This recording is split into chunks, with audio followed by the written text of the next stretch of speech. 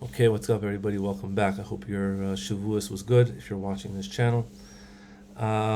We are been doing learning about the life of Rav Shmuel Horowitz. I think this is the fourth video, and we're just going to jump right in. So Rav Shmuel Horowitz is still telling us about all of his family, from his father's side, his mother's side.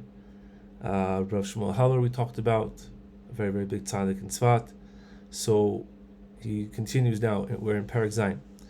He says, one of the daughters of my grandfather, who was the tzaddik Rabbi Yitzchak Leberbaum, is my mother, and her name was Fega.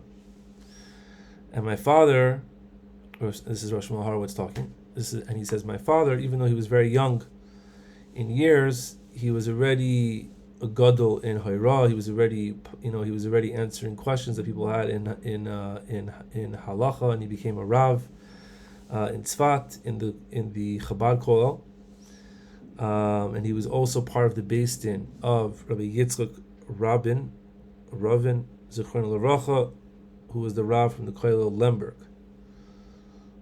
Interesting, right? The Lemberg shul is still in Tzfat, but it's broken down. Nothing really going on there right now. It's just a little forest inside, unfortunately. And he would talk in halacha with the Rav Hasfardi of Rabbi Chaim Sitoin Zecher Tzadik Livracha. And Rav Shmuel Horowitz says that one of the older elders in Tzfat told me, who was actually, and he was also part of the Anash, he was also a Breslover. This is Rabbi Shlomo Kovler, Shuhu v'harav Rabbi Chaim Sitoin, that they would learn together b'chavrusa. I think he's talking about his father, and Rav Chaim Sitoin, not Rav Shlomo Kovler's father. Okay, whatever. They will learn b'chavrusa harbe b'sifrei Rabbeinu mi Breslov in the Beis Knesset Ari. And they would be oisik and avodas Hashem and serving Hashem together. V'siperli harav Rav Chaim, and Rav Chaim Sitoin would tell me that when he was a little kid, and when he was with his mother on Lag Baomer in the Tzion of Rabbi Shimon Bar Yochai in Meron, and he was on the roof of the Hadlaka, and there was a lot of people, and there was a lot of pushing, and it was there was a lot of stuff going on there, and he fell down from the roof behind the building, and his mother was looking for him, and she saw that he entered into a room. I don't know what that, okay. And he said that when he fell down, there was an old Jew there who caught him with his hands, and then he told him to go inside to the cheder of the Tzion HaKodesh. I'm not sure what the point of that story is. It's just a cool story. But anyway, and also my father would also learn and talk in halacha with the Chacham Bashi, Harav Elefandri, Zichron L'Bracha, and also with his rabbi, Harav Rabbi Dov Mivarsha, Rabbi Dov of Warsaw, Zichron L'Bracha, who Rav Shmuel Horowitz is going to tell us about much later on, who was a very, very big tzaddik.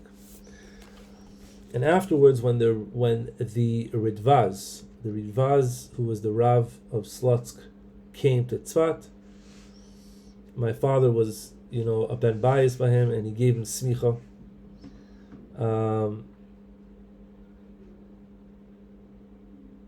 And he gave him smicha from the Chacham Bashi of Yerushalayim, Havrav Rabbi Nachman Batito, and also from many other great rabbis in the land. And my father was a very, very big tzaddik, and he was always, just acting in the ways of Yosher and Emes.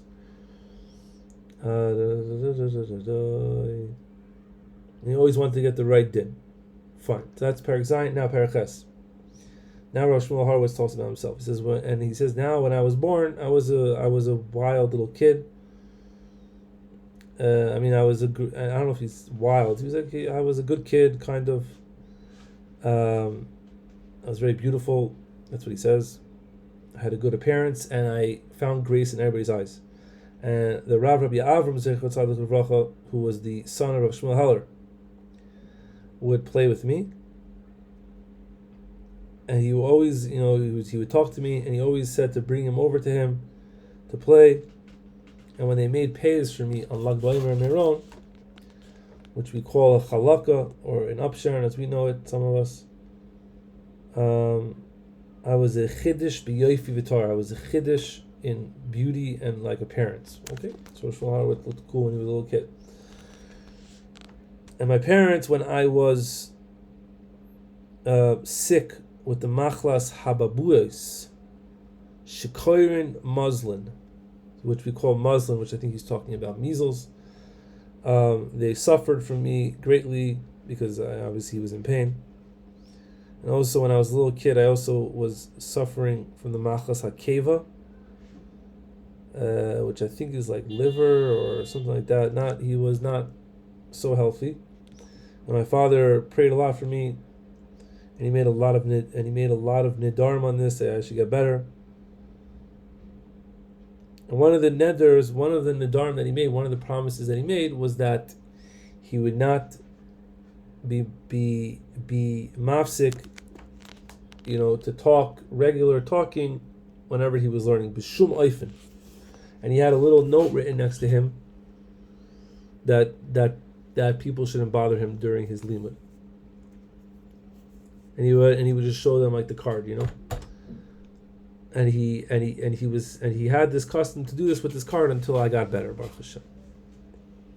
Fine. So now Rav Shmuel Horowitz continues in Parak Tes, and he says, and I started to learn in Cheder by the different different schools, different teachers, and everybody said I was a genius, and I was very charif, I was mitziyan, and many times I even understood the parish before the teacher said it. And I would explain to other students, and when I would learn Chumash, I would spend many nights in my house,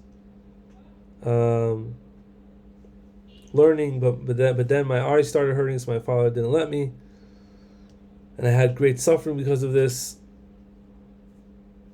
But then I went and I learned by Melamed Echod, Ish Kasher v'Yosher Ish Tzadik Tamim, another Ish Kasher and another great Tzadik. Everybody in Tzfat back then was a Tzadik, and also today everybody's a Tzadik in Tzfat, their own way. And this person was Moreinu Harav Rabbi Noach Shlomo Zichrono Livracha. Rabbi Noach Shlomo, and he says that in his milos, his greatness and his midos, his character traits are impossible to explain.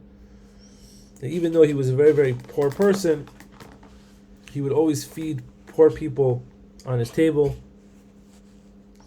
And he did a lot of mitzvahs, and he always was learning Torah. And he was a Talmid Chacham, Lamdin Muvak, V'Ovid Hashem B'Tfilah, B'Rachim V'Sachanunim. And he was a good guy.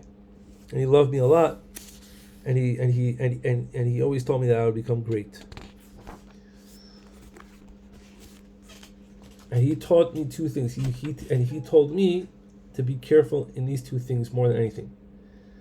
The first one was washing your hands in the morning when you get up from your bed, and covering your head even when you're sleeping.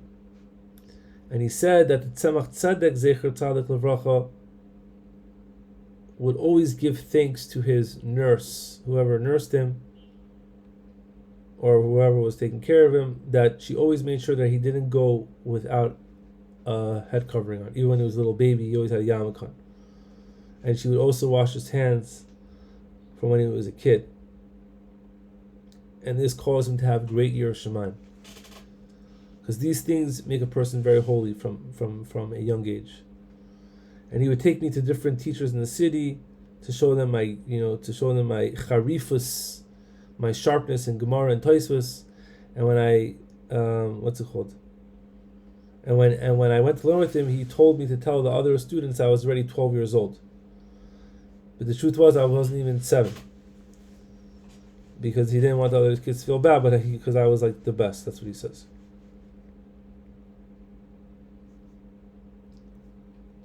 So they had, even back then, a small base medrash of Chasidei Breslov, even though there wasn't many Breslovers in Tzfat. I wonder where that shul was.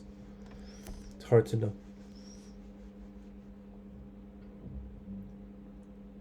Now he starts talking about some good things over here. This is some good stuff. All right, let's see what we got. So now he continues and he says that Rabbi Yisrael Halpern of Kardun, this is Rabbi Yisrael, how we know him. If you're a Breslover, if you ever heard of Rabbi Yisrael Karduner. We saw, right, not the senior Yosef Karduner, Rabbi Yisrael Karduner, who was a very, very big tzaddik who lived back in those times. He was a serious Breslover chassid. He used to come and prepare the candles for Shabbos when we would learn, and I used to see him all the time. And in this Beis Medrash, Shalmoiri Rabbi Dov Mevarsha, because Rabbi Dov Mevarsha gave over this Beis Medrash to the Chassidei Breslov, there was Chamisha Sifrei Choykli Yisrael. There was 5 books of Choykli Yisrael, and at the end of each one, they had the Tikkun Klali of Rabbi Nachman. I shouldn't say I never saw it before. I never saw a Choykli Yisrael with Tikkun Klali at the end, but that's a pretty good idea. Well, Yikasav Gam came betchilas HaTikkun Klali Ich will min legen in der leg. Kemuva Batomas Tikkun Klali. Like all the, like Rabbi Nachman says, he's going to pull you out of the hand by your pace. All this was written there. But Rabbi Shmuel Horowitz says, I was a little kid, I didn't know what this was. I didn't know that there was, if there was Hasidei Breslov in the world at all. I just knew that we were learning in a Breslov shul, but I didn't know if there was actually people who were Breslov. I didn't know exactly what it was. And someone else used to learn with me, a grandson of a Breslover chassid. The person's name was Rabbi Nosson Mitarvitza. And he would bring his sefer of Sipuri Maisius in the room, and we would all read together the Maisius of the Betlers, the 7 beggars. But I still, again, didn't know what this was. And my teacher, Rabbi Noach Shleima, he loved Chasidei Breslov.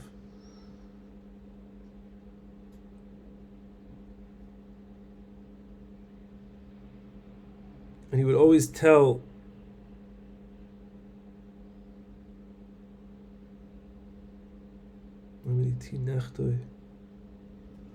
I guess I don't know it's okay.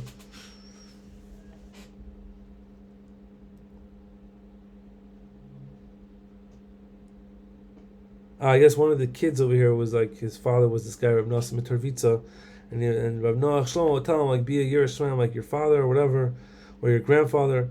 He would go every single day on the Cave Ari, and he always wanted you to be a good kid or whatever. And now Rav Shmuel Horowitz says, one time when I was a little kid, I came home and I was crying for hours. And my father asked, why are you crying? Maybe your Rebbe hit you, maybe because you're just whatever. But I was crying, I couldn't even answer him so much.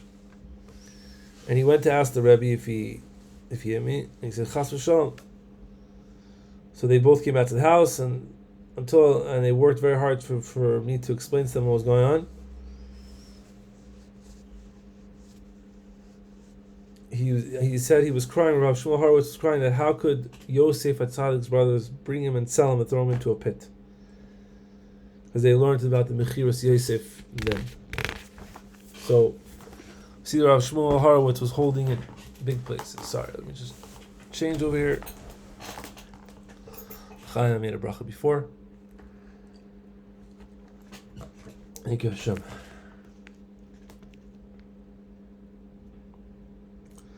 And he says that my father explained to me that this is how it had to be, so that the Bnei Yisrael would go down into Mitzrayim, and that they would be able to mekabel the Torah and to Eretz Yisrael.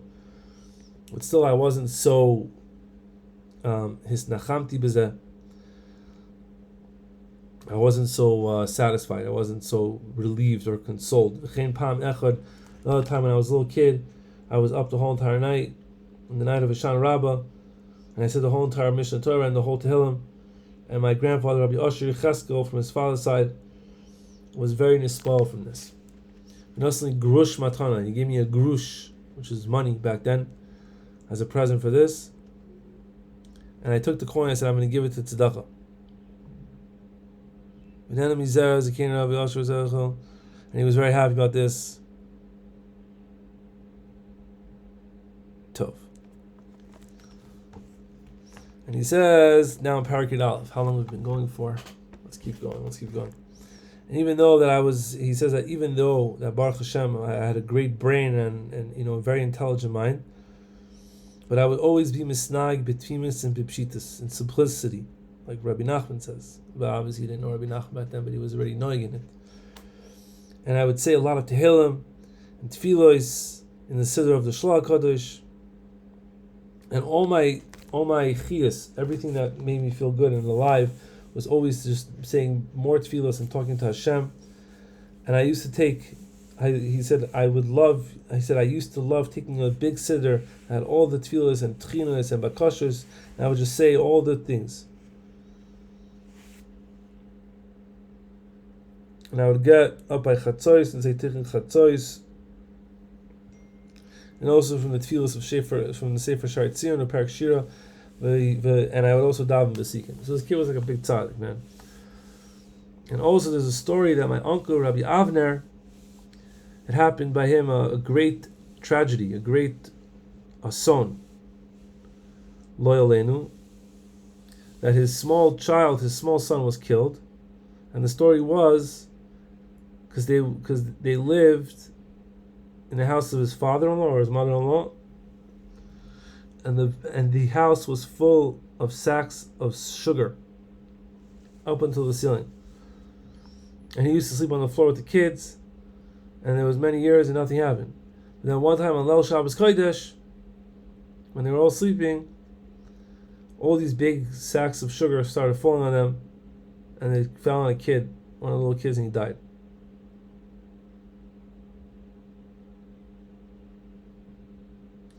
And they were all, and even Rabbi Avner and his other kids were very injured. And he said that when Rav Shmuel Horowitz says, I was a little kid, but I davened because I believed, in my tefillah, and that my tefillah will to bring this kid even back alive.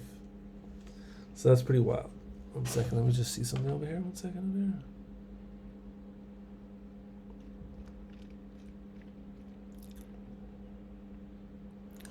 Okay, nothing so important. Sorry.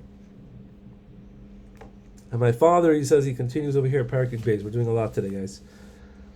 My father, he was mechanech me to do all the mitzvahs in my youth, in Esrog, in Halachas Ner Chanukah, and Seder Shal Pesach.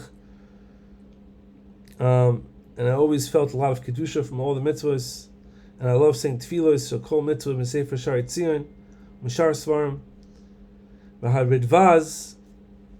Now he's talking about the Ridvaz, the Rav Mitzlotsk. Beis, that one time there was a Hachana Sefer Torah to the Beis Knesset Ari, and the whole entire Ir Tzfat went with singing and dancing and drums and everything. And he also went, the Ridvaz, and he was going, and in one of his hands he was holding on to my hand, and the other hand he was holding on to another kid's hand. And that's how he welcomed the Sefer Torah, and he also tested us in our learning. And the Ridvaz, Zecher Tzaddik Levracha, he was the one who raised a lot of the Torah and Tzfas back then, and he brought together all the different Baalei Torah and the Bachrim and the Avrechim, and he made a yeshiva. Takifas Gadol ki haya nasin America. I don't know what that means. I guess it means like he was he had a lot of power because he was American, and he was very strong. Takifas, I don't know. He had a way of coming across, I guess, that made himself like very, he had a big presence, I guess. It also says that he had he had like some sort of government power, just like a consular consul, because he was from America. But anyway, he increased the Torah and Tzfas. Okay, now in the year Tafresh Ayin Aleph was the Maisa of the Mapelis in Meron. I think it was the year 1911. Meron Lag Baomer, or 1912. That when the people who came to celebrate Lag Baomer in Meron were dancing on the roof, but then a very, very big, strong wind came and spread the fire onto the tzibor.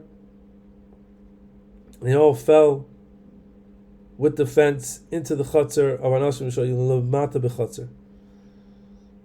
And there were people killed.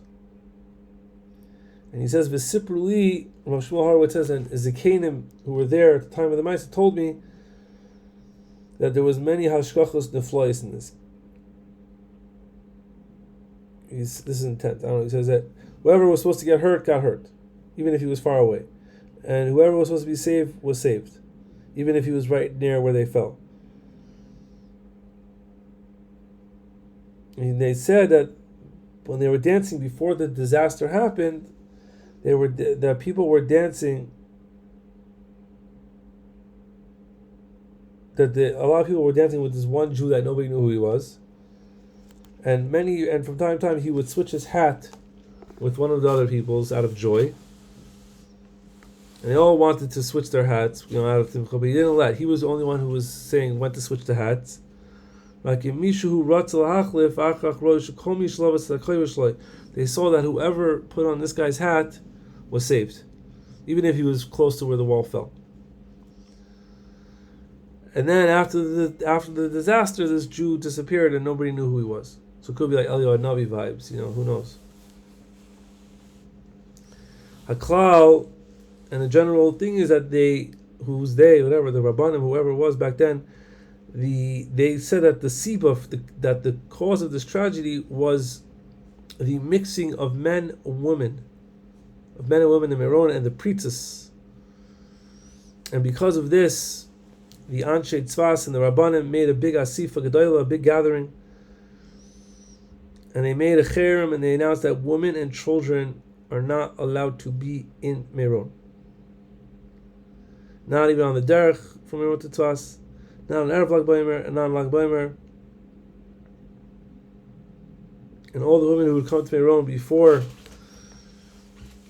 Meron, or even the day before Lag Baomer, they would send them back home.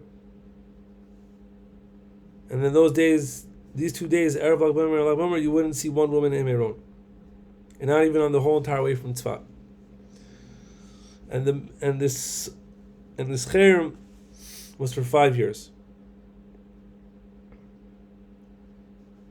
And Rav Shmuel Horowitz says that I heard that no person wanted to actually be the one to announce the cherem, except for Rav Yisrael Karduner from the Chasidei Breslov. He stood in front of everybody and he made this cherem. And there was many people, of course, who were against this cherem because preventing women from going to Rabbi Shimon or whatever. And this is what I was going to say.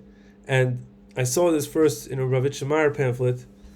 They said that the Milchama Ha'olam is the first world war.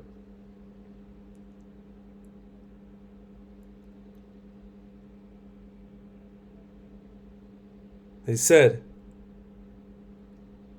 that the First World War happened because they didn't let women come to the Tzion of Rabbi Shimon Bar Yochai and pray for Klal Yisrael. And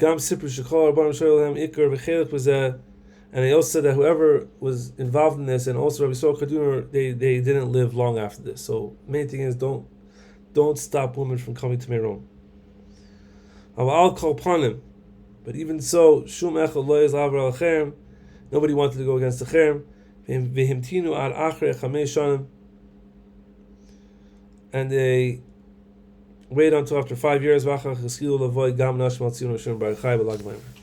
After 5 years, women started coming back from Meron to Meron Lag Baomer. Let's do one more page. Oh. Umi Yodea.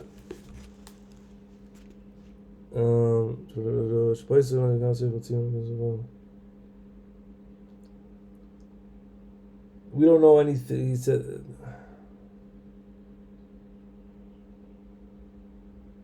and who knows what type of opinion this was for Klal Yisrael, that I guess this happened, or that these people suffer because of the cherem. And they also said that there was also a fire. On the Tzion of Rabbeinu in the same year that this tragedy happened in Meron. Whatever. And he says that there was a story now, I guess involving this situation, that my younger brother, Shneir Zalman, may his light shine, we needed to make a halakha for him. And my grandfather, Rabbi Asher Yecheskel, went with his grandson, who was my cousin, Label, Erev Lag Baomer the Meron. They went Erev Lag Baomer to sleep there. And my father and my brother were supposed to go on Lag Baomer in the morning, because that's when you're supposed to do the halachas kayadua. And also, they already had prepared a huge candle of wax that was like 6 feet tall. That was the demand of the children there. When they got their payas, they would light it. And I also, cried in front of my father that I wanted to go there. He didn't want to leave all the men behind, I guess. I mean, no, not one man behind in Tzfat, I guess, in different times back then. So he didn't want me to go.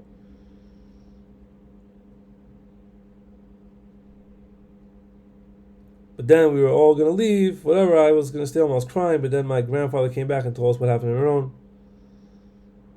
And they made the halakha in Tzfas, and that was that. Fine. So that was that year. So that is Parak Yud Dalid. We're up to Parak Yud Dalid, and hopefully we will do another video soon. Thank you for watching.